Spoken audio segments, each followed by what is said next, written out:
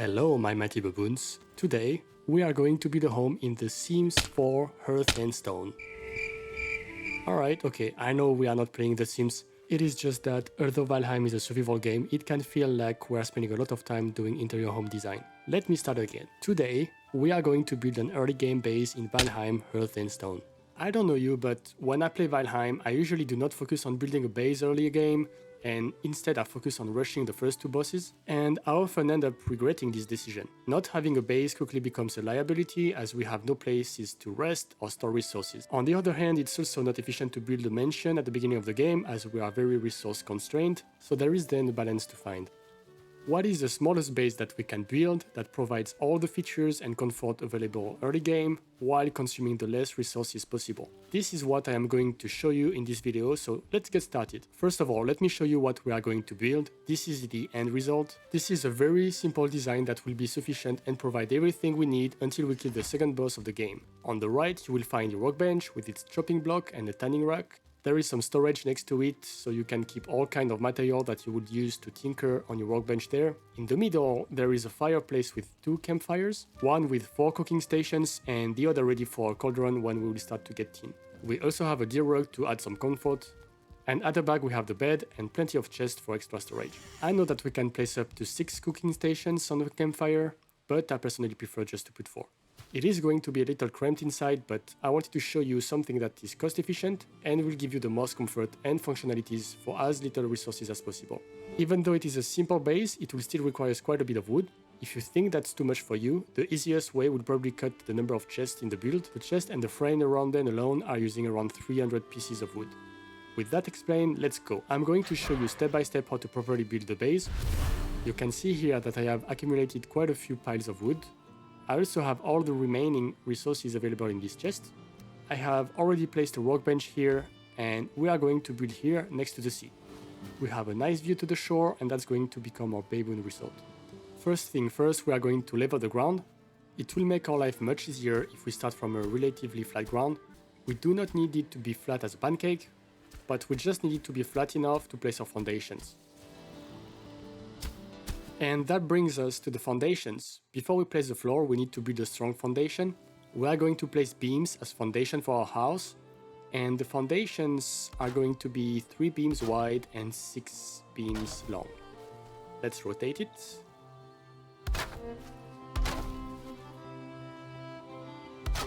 Whoops. One of the most common mistakes new players make is that they directly place floor tiles on the ground, and it is just harder to build like that. You will have issues if you did not level your ground perfectly, and you might have structure integrity issues. And that brings me to the next point. As you can see here, the beams I placed did not touch the ground, and as such, did not have any support. And that's why the last beam I placed broke down. The easiest way to check the integrity of a component is to point at it and check the color. If it is green or yellow, you are fine. But if it is orange or red, you should add more support to your structure. In our case, we could raise the ground a little so that the ground touches the beams, but an easy way for us to add more support will be to just add 1 meter poles under the foundation. Alright, that should be enough to support the structure of the house. Let's continue. Now that we have our foundations ready, we are going to put the floor in place. This is a very easy step. Just take 2x2 wood floor tiles and snap them alongside the foundation. You can see that I am placing them in a checkered pattern. It is just because I find it is more aesthetically pleasing. Placing it this way does not have any other advantages. Good, we are ready for the next step, and it is going to be building the structural frame of the walls. As for the foundation, it is important to first build the structure that will support the house before building the walls and the roof. So I am going to place 1 meter poles first. Why 1 meter poles and not 2 meter poles? It is simply because I am going to build the window 1 meter high later. I am going to remove the pole and the beams here, as this will be where we are going to place the doors.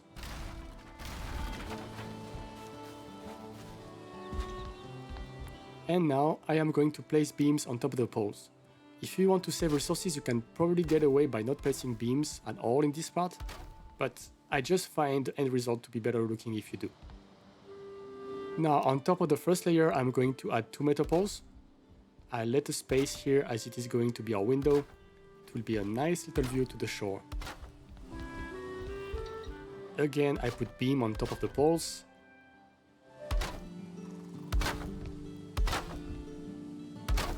And in the end, the walls are going to be 4 meters high, so I need to add one extra layer of 1 meter poles. The top of the 2 meter poles are not easily accessible, so we are going to build a ladder, and we should be able to move high enough to place the poles.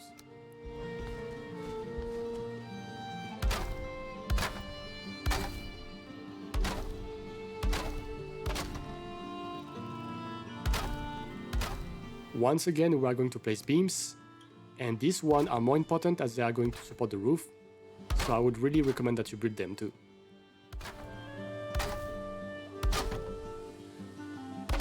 Oops, this is not placed right.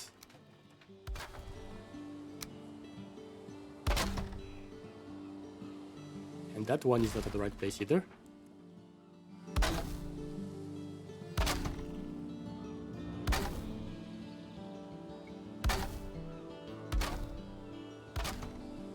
Okay, we should be good with the frame. Now that starts to look nice, but your French baboon will still be wet without a roof on its head, so we need to build the roof as I have an itchy feeling that it's going to rain soon. Let's first build a ladder to have an easy access to the roof. And we are going to start with the roof frame. I will be using 45 degrees beams to give more space on the inside, but I am going to use 26 degrees beams outside of the walls. This will let the house just receive a little bit more light inside. I usually build the roof one tile wider than the wall. Not only do I find it to be more beautiful, but it will also protect the walls from rot when it's raining. For the frame, I am only going to place one beam every 2 tiles. It is going to be enough to support the roof.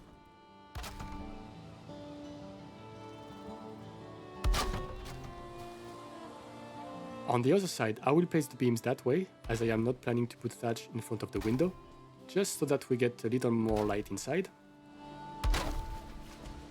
And once we have built the basic structure, we can start to add thatch.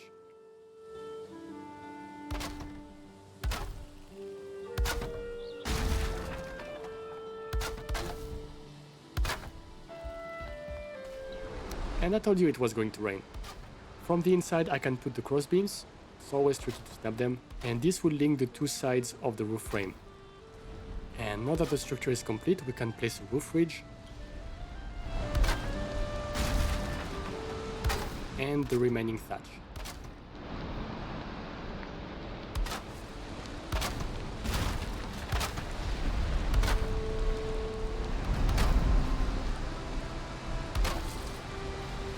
The next step is going to be placing missing beams at the ridge of the roof. This part is optional and you can skip it if you want to save some resources.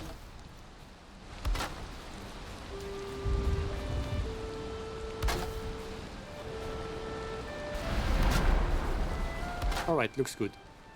At that point you might think that the roof is finished.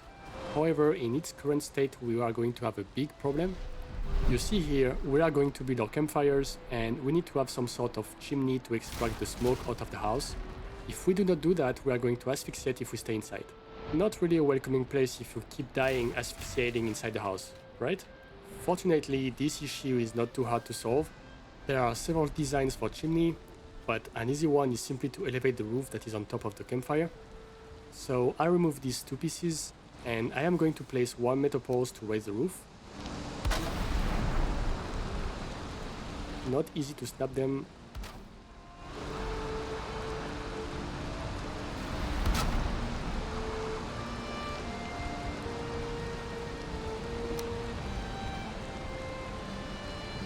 And, oh, I forgot, before I place the roof back, I need to put a frame first.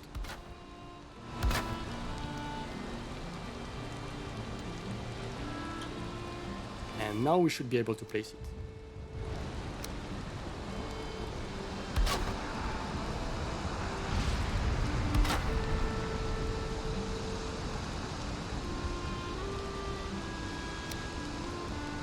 Let's finish the frame. And there it is, we have a chimney now. And our roof is ready.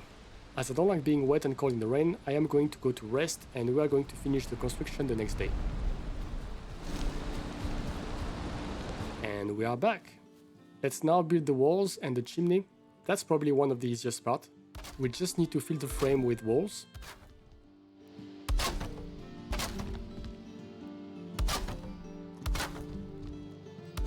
Here I just realized that we need to put beams on the top of the door.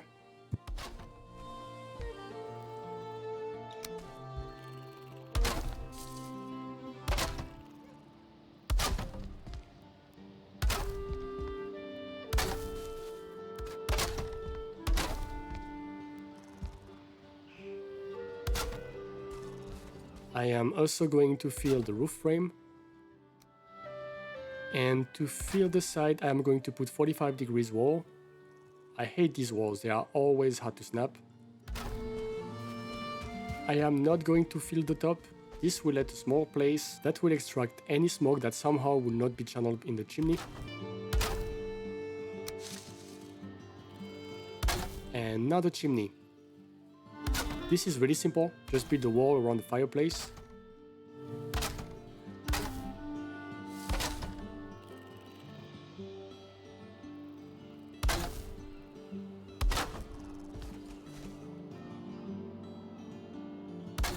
And build 45 degrees wall at the top to close it. For the front of the fireplace, you can build it the way you want. You can build it with straight wall, as I did. Or you can use 45 or 26 degrees wall if you want a bigger opening. Very good. We are now done with the structure of the house, and we are now going to place what really matters, the furniture. Because until now, what we have is just a big box made of wood, not really our home sweet home. Let's start with the workbench. We are going to place it in this little alcove here. Then I am going to place 4 wood floors on top of the bench. This shelf here will be useful as our space is limited. I am going to put the chopping block on top of it. And I am not sure if I will be able to put the tanning rack there.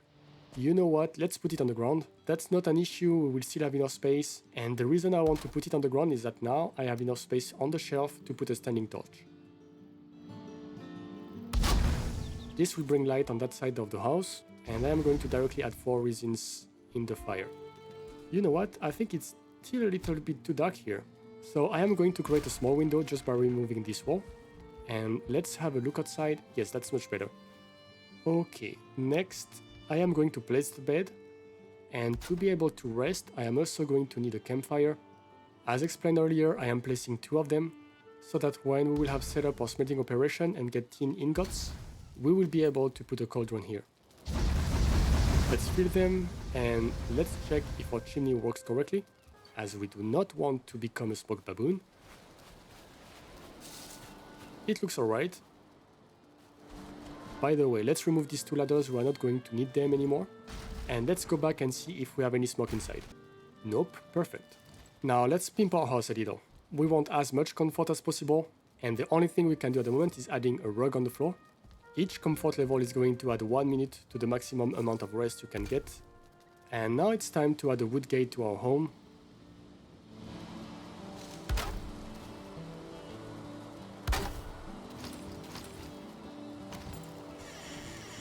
And we can see that we have a small problem here. The house is slightly above the ground, and we are going to fix that later by building a patio in front of the door, but for the moment I am just going to place a stair in front of it.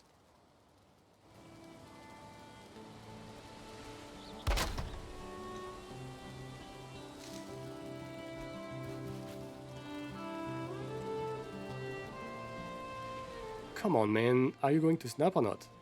You know what, let's forget about it, we are going to fix that very soon anyway. I just realized that I forgot to add the cooking stations over the campfire.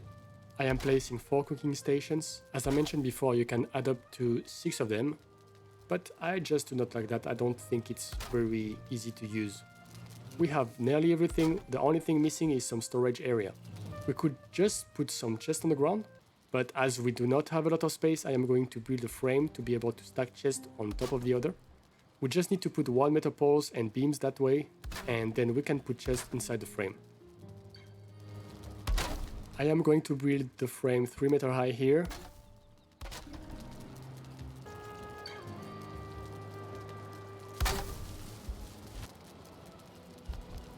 And I am going to extend it on the side 2 meters high.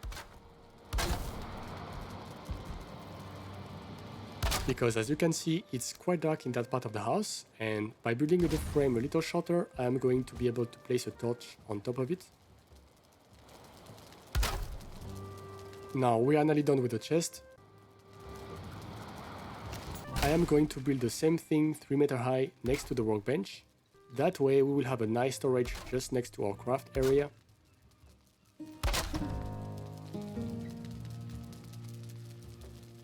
And that's it, we have our furniture done.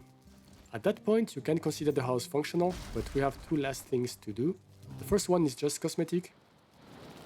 I am going to remove the beam on top of our windows and I am going to replace them with 26 degrees cross beams.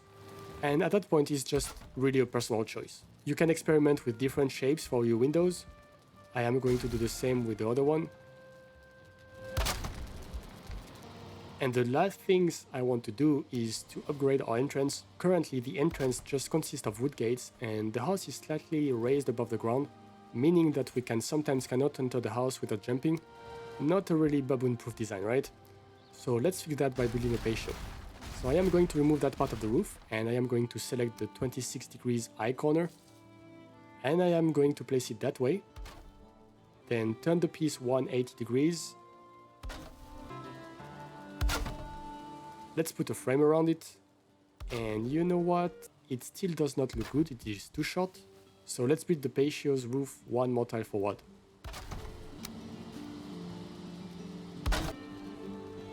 Now let's build the floor and we are going to add stairs until it reaches the ground.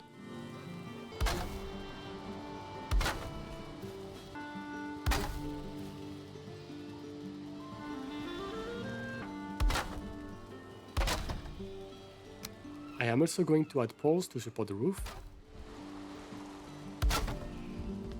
And some half walls on the side.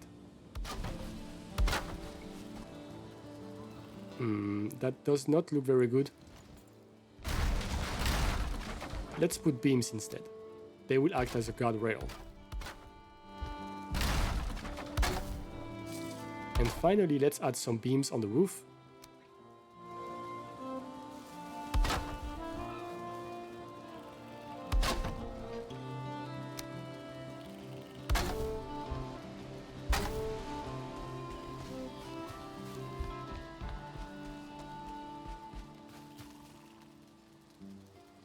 And that's it, we are finished to build our Baboon resort. We now have a house that we can call home, and it has everything we should need early game. And the good thing about this design is that you can build a similar one from the beginning of the game. I hope you liked the video, don't forget to subscribe to not miss out Valheim content, and see you soon!